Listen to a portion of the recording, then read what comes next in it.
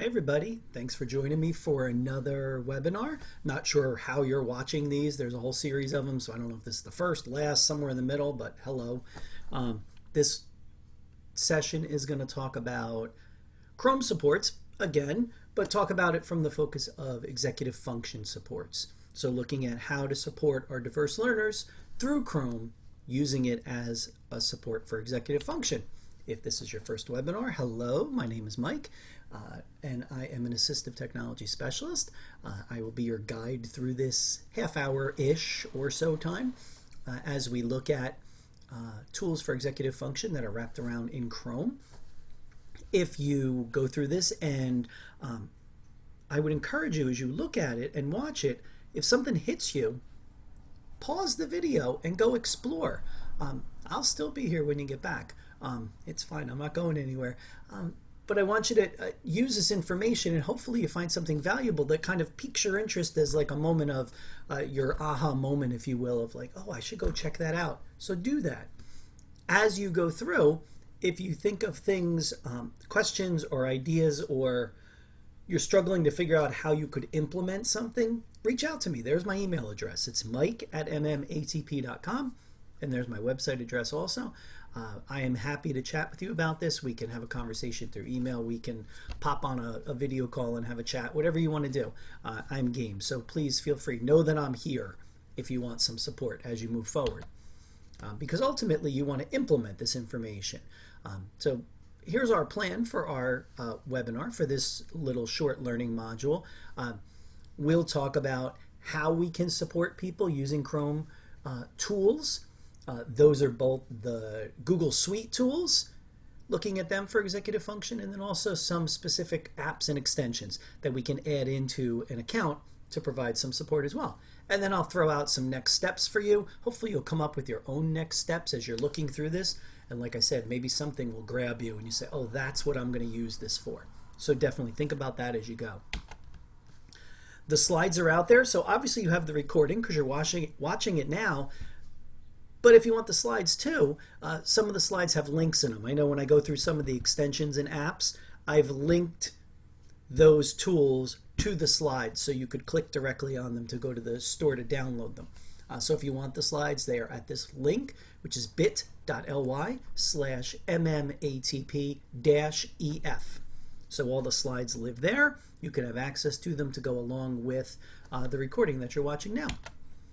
So as we go through this, I'm going to continue to think about this way that we incorporate Google tools into a classroom environment, whether that classroom is in person or virtual or a mix, whatever it might be, but also thinking about this idea of how the Chrome tools can support us in a UDL mindset, thinking about how we can provide options, multiple means of engagement, representation, action, and expression. How do we do that through the tools that we incorporate into the experience for our students to meet their unique needs?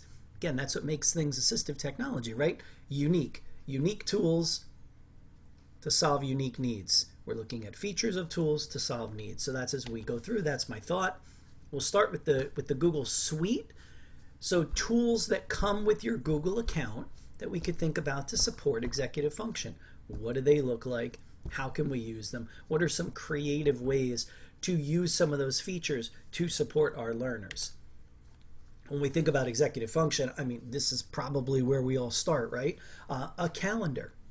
What does that calendar look like? How do I set it up? What are some of the supports that I embed in that calendar to make sure that the student can be successful? And for that matter, when I think about this area specifically, executive function support, this is for us too. I mean, look, you're looking at my calendar right there.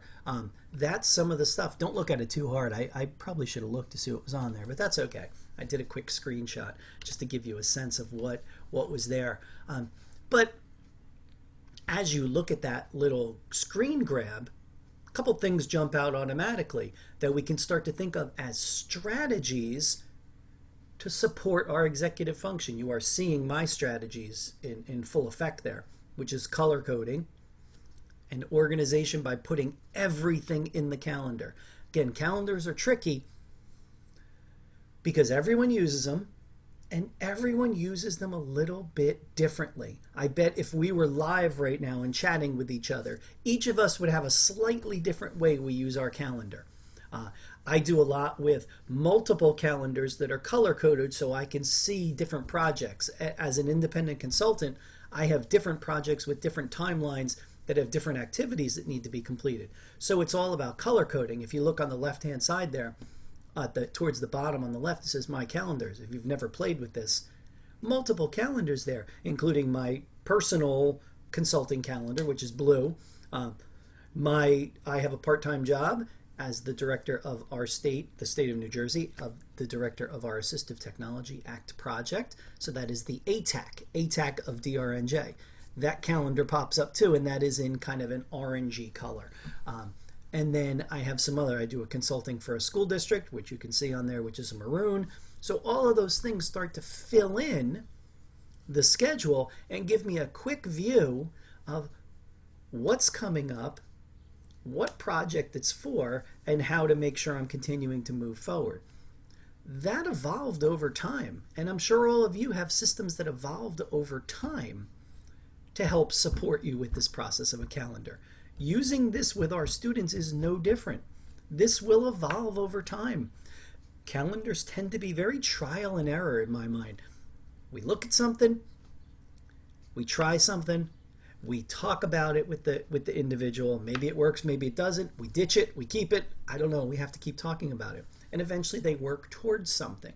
I'm one of those people that puts every single thing in my calendar. Tasks that I need to do,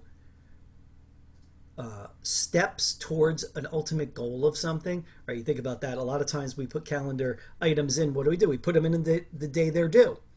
I put in milestones in between to make sure, but that's a strategy that I've developed over time for myself. I wouldn't wish my calendar on anyone because it works for me, but I think it would probably hurt your head just a little bit if you looked at it. But when you think about this, all of these strategies we can do that pop up right within the calendar. Your title of your activity, is it all day? Does it have a certain time frame to it? Does it repeat? Can I add a location in? Do I get notifications before something's going to happen? Mine is automatically set for 10 minutes. So 10 minutes before everything, I get an email and a notification pops up on my phone. I change that for certain things and I bounce it back a little bit for a day before, 2 days before, whatever it might be. And I add a lot of notes in my calendar items. Under the description piece, I put a lot of information in there. Things I need to do, steps that have to be completed before that happens, anything at all. I just fill that with a lot of information. And I think talking with our students to get them to effectively use a calendar goes beyond just simply getting things in there. It's how we get them in. Do we do it consistently? Does it become a process that they do second nature, that they put things in there and then it shows up? Because now ultimately, once it's in the calendar, what happens? It comes to my phone, it comes to my tablet, it comes to my watch. All of those things help me go forward, but the key to the whole piece, basically the cement holding it all together, was the calendar at that point. And so thinking about what that looks like as you go forward and how that sets up for an individual. And also, I can see calendar events in my other Google Suite tools. So there's a screenshot of Google Docs. If you've never noticed, on the right hand side, Google Docs has that little toolbar with a couple icons in it. One of them is the calendar.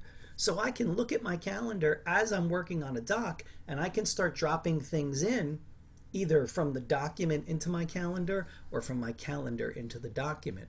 So I have this ability to see it at the same time. And that little toolbar on the right hand side shows up in most of your G Suite tools. Docs, slides, sheets, calendar. It pops up in all of those. So thinking about using that, using the features that we have as we go forward. Here's our other favorite friend in the G Suite that looks at organization and executive function and support. It's your drive. How do you manage your drive? And you know, some of us will honestly say we manage it not well, but we manage it. But how do you do that? Again, there's options there. Color coding, folders, looking at things through the left-hand side, whether it's things that are shared with you or things that have been recently open or things that you've starred, some way to organize that a bit so it's easy and quick to find them as you go forward. And our friend in Google Drive that I'm always pointing people towards to get better at using is the search. If you're not sure what lives in your drive or it doesn't end up in a folder, because we all have been there, me too. I have folders at the top, but then if you go down a certain level in my Google Drive, it is what I would call a nightmare. It's just stuff that's not sorted, it's just sitting there. But if you use the drive, you can type in any search term and it will search for all your documents that have that term in them. That's a basic search. That's a good strategy to use. If you've never done the advanced search, in the search bar, click on the little arrow on the far right, and you can break that down even further. The type of document you're looking for. I'm looking for a Google Doc, or I'm looking for a slide. Who's the owner of it? So if someone shared it with me, I might put their name in there. Where might it be? What was the last time it was modified? Search terms in it, things I might have shared it, other people I might have shared it with. Those are your advanced search terms and your tools that you can use to search. So when I start to think about this idea of organizing students, I always start with the idea, let's make folders, let's organize in folders. But when it inevitably falls apart a bit, the instant backup is to remind the student that just use the search. Try that. It will help you. It will get you to where you need to be. It's a shame that we only have a half hour to talk to each other right now, because I could talk to you for 2 days about this, I feel like. Google Keep. If you don't use it, you are missing out on probably the greatest, in my mind, the greatest part of the Google suite of tools.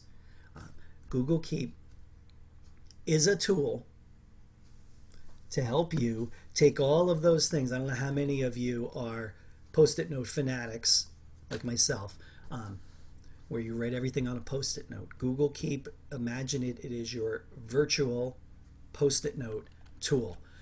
It is a tool for note-taking, organization, time management. You can do research with it. You could create to-do lists. There's so much more you can do. It's part of your account. If you've never used it, it's just sitting there right now.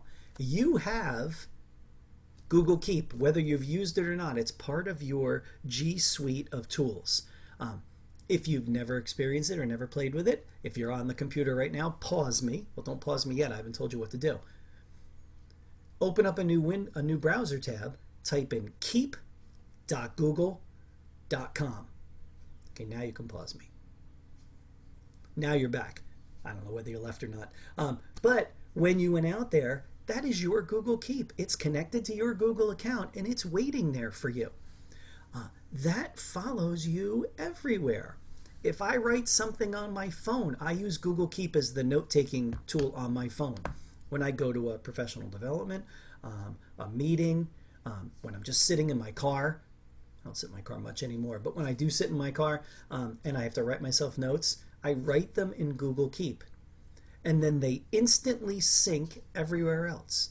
When I write it in my phone, I can go to my computer and it shows up. I can go to my iPad and it shows up. I can open my Chromebook and it shows up.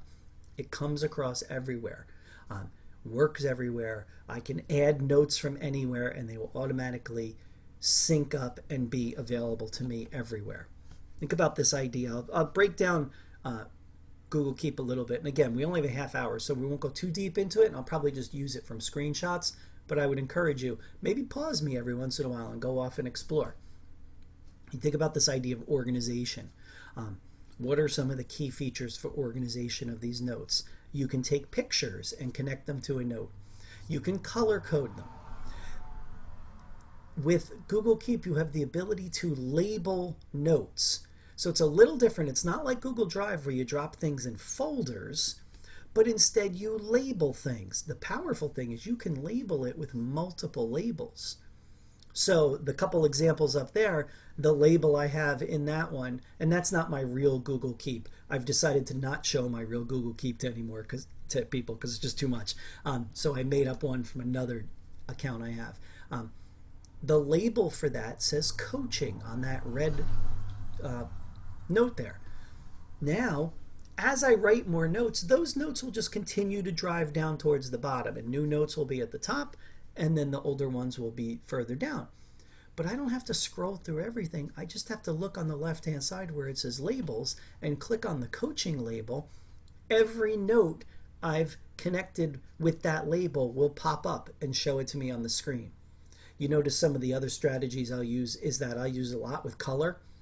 So certain labels or certain activities will be certain colors. Coaching is red. When I go to a presentation or a conference, those notes are always orange. And then I label them with conference, and then I label it with the name of the conference that I was at, so I can search for it both ways. Because I mean, how many times have you gone to something and you write yourself a note, and then someone asks you something on that same topic like 6 months later, and you're like, I went to a session on that once. I remember the conference I was at. Right? We always remember some of those pieces. I remember the conference. I remember where I was sitting. I remember who was next to me, but I couldn't tell you what the note was about.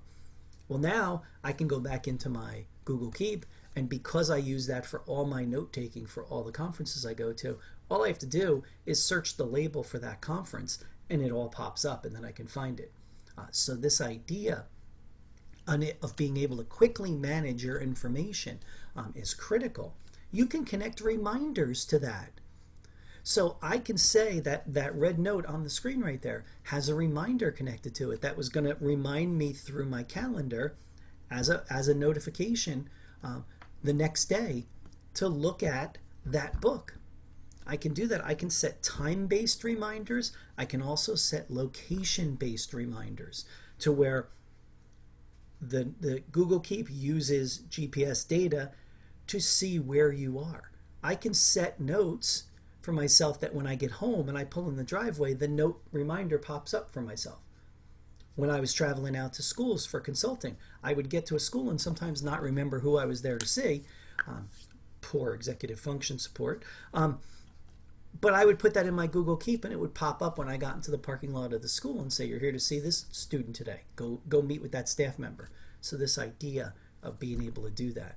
You could see on that yellow note, you can also do checklists. So I can do check boxes and just check off lists.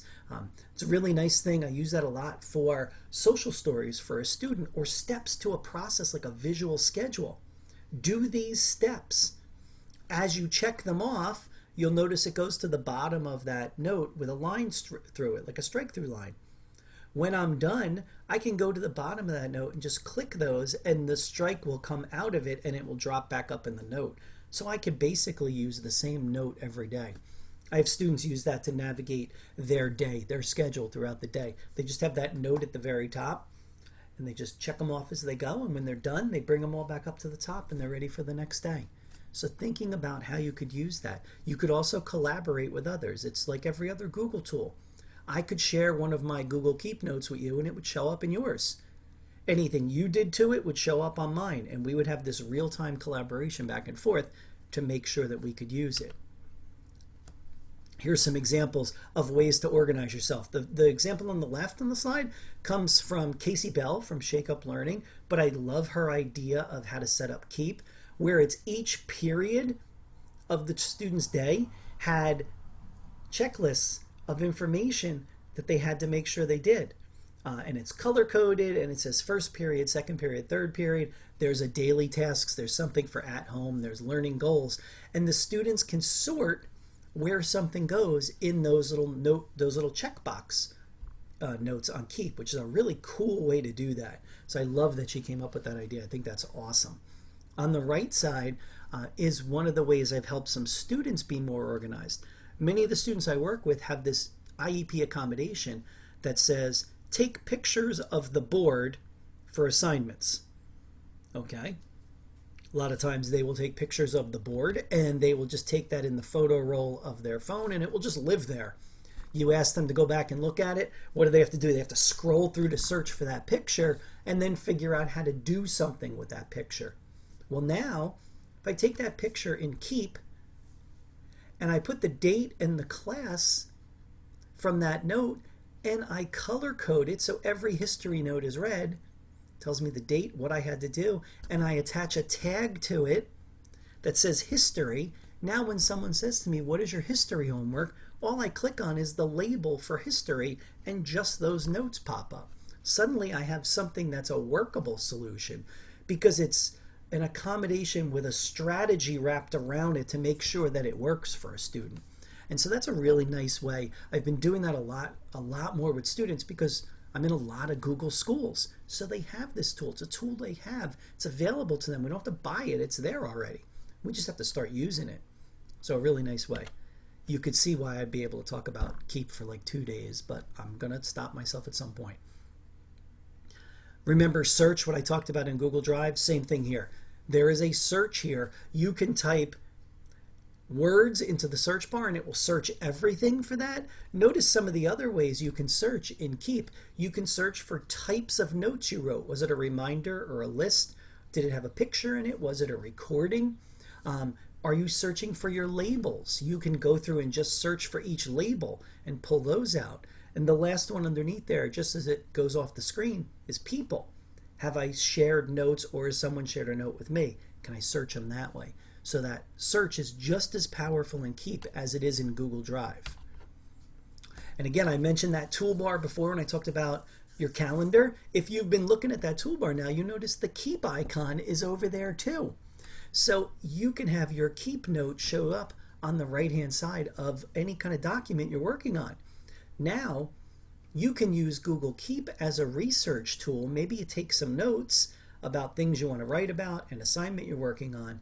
You open up those notes when you're in a word processing doc, and all I have to do now is click on the note and drag it into Google Docs, and it goes there, and the text shows up. So now this idea of going back and forth and providing me with a level of support in one window. I work with a lot of students who, the minute I ask them to close a window and open up another app, they struggle. It's too many steps. There's too many ways that they can get lost in the process. But what if my Keep shows up here, my document is right here, and I can move things back and forth across in the same view? Really powerful for a student. There's also an extension. There's an extension that you can put in your Chrome browser called the Save to Keep extension. And any website you go to, just simply click the little icon, which is the little Keep icon on your toolbar, and it will automatically create a note in your Google Keep for you and allow you to type into it. It will give you the link to that page and a space to write a note. So I could do this. I have a lot of students use this as a research tool. They do research on websites. They click the Save to Keep. It gives them the link of where they found it, and then they write their notes underneath it that they're going to use for the paper or for the assignment they're working on. And now it all lives in one spot. Again, it's all about bringing things together, giving them one place to go search for things.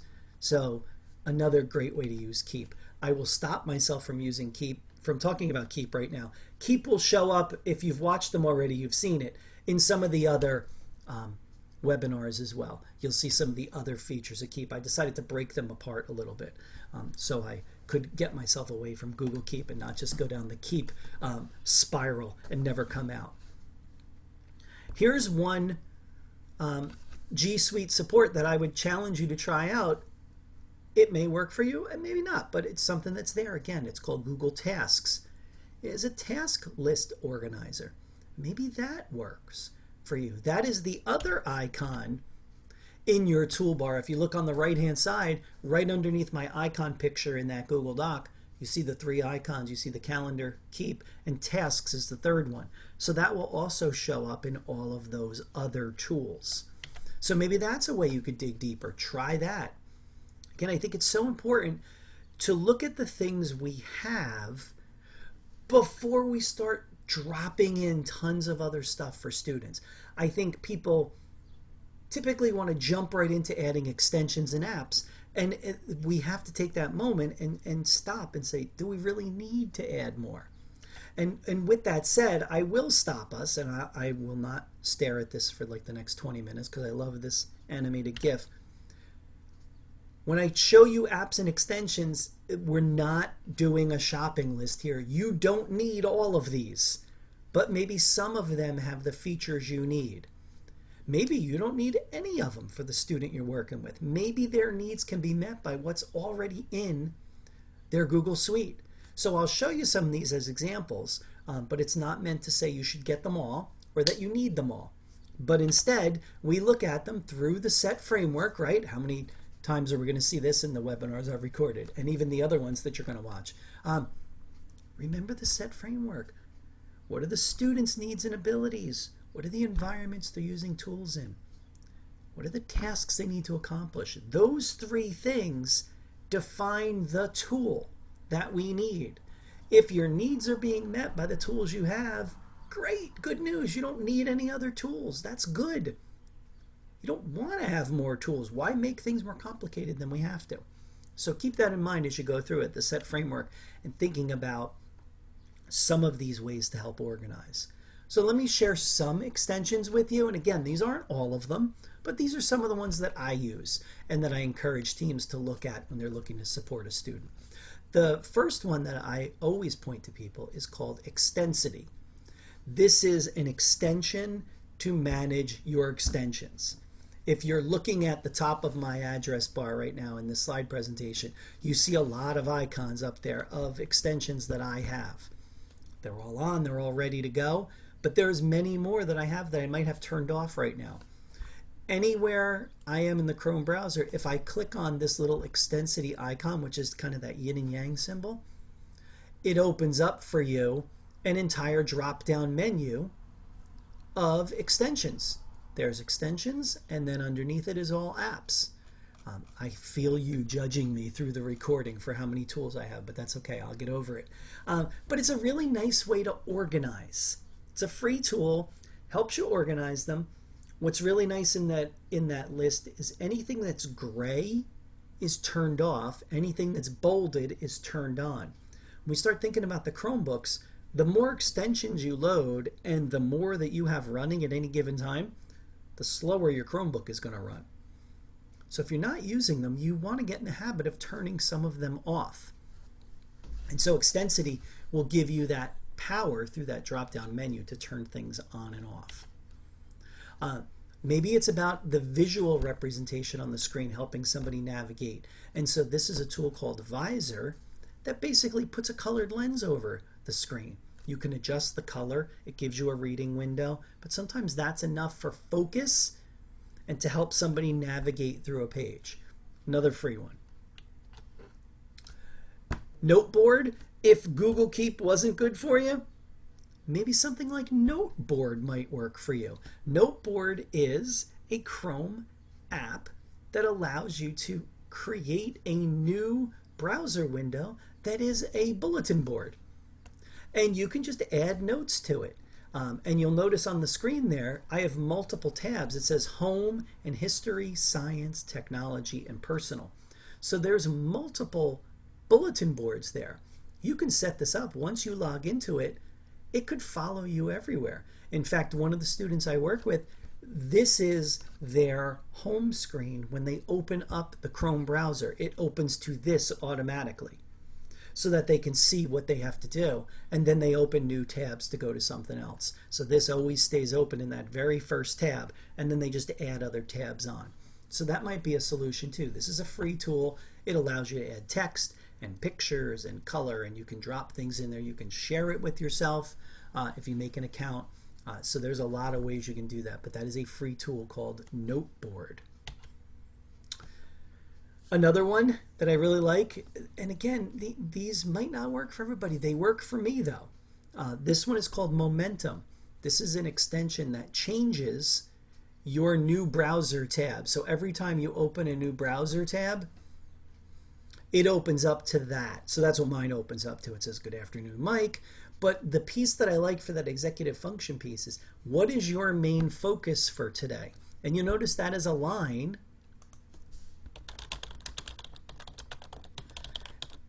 And I can log into this, write myself a main focus for the day, and then every time I open a new tab for the day, guess what shows up in that line? It says finish those webinars. Finish those webinars every time. You can also have a to-do list. I don't use the to-do list, but you could if you wanted to. I really use it for the focus piece. So now that shows up all the time. That's a free tool. You can use that as a new browser window opening. And I'm a sucker for something that says good morning to me and good afternoon with my name and the pictures. So that's simple, but that's good. That might be enough to give somebody the support they need with that to-do list and that main focus for the day. Just that constant reminder of something they need to do. If you want to go deeper into extensions, like I said, those were only some. We only had a half hour. I just wanted to show you a few. That might be a good start. But I have given you the link to this. So if you go back to the link for the slides, you can click on this picture. This is an app wheel from the call center in Scotland. And they do this. It's a Chromebook apps and extension wheels for learners with reading and writing difficulties. But one of the little areas of focus is organization. It's on the top left corner. It's at like that 10 o'clock. If you think about it from the clock face perspective, about 10 o'clock, 11 o'clock. Organization. And it shows you some things to try. Maybe this is a way you want to explore. You're going to see this on the other webinars too, because I think it's a really nice next step. They've broken it down into main areas, and then within the purple part of the wheel is some apps and extensions you can try. Maybe those will work for you. See what is out there that might provide some support to the students you're working with. So as we near the end of this webinar, what are you going to do next? How are you going to use this? So we talk about those small steps. Take that minute to reflect. I've said it in all of them so far. Take a minute when you're done. Write down some things you might want to do. Pause it right now and write down something you might want to do. How could you use this to help the students you work with, yourself, your coworkers, whoever it might be? Talk to the students about what they think they need. Get their buy-in by including them from the beginning. You don't get much buy-in when you walk up to somebody and say, good news, you are now using an electronic calendar to manage yourself. And they don't want to use an electronic calendar. So that's trouble. Remember what I said in the beginning? What works for you might not work for them. So make sure you're flexible. Give suggestions. If you're going to try to promote the system you use, explain to the students why it works so well for you. Give them the strategies behind it. But don't be offended when someone says, no, I don't want to do that way. That's not going to work for me. Keep working through it, asking the questions of what needs to be done and how that matches to their supports. I think more than in any other area, don't discount low-tech solutions for this. If a student wants to use a paper planner book, cool, go for it. I don't want to use that, but maybe you do. That's fine. Remember, these technology solutions are not about us. It's about the student. So how can we continue to support them? And perhaps we use a paper calendar to start the organization process and then demonstrate to them ways we can move that to a digital tool that might have other supports in it. So I think it could be a building block for a system of support. So don't discount that right away. I mean, if you came over here and tried to steal my Post-it notes, I'd probably wrestle you to the ground and steal them back. So low-tech is important. These low-tech tools matter, and they might work for someone to help keep them organized. I'm the king of low-tech. Index cards, Post-it notes, it's all over the place here. So as you go forward, good luck using this information. I hope it helps. I hope you found something in here that was of value to you. Again, if you have questions or thoughts or ideas of how you might try to implement this, reach out. There's my email address, mike@mmatp.com, my website, mmatp.com. my Twitter handle at MMATP. Reach out any way you want. I'm game. Let's have a conversation about this. Let's think about how you might use tools to help support your students. So I thank you for your time today. I hope you are well, and I hope I see you in one of the other recordings. All right, thanks. Take care.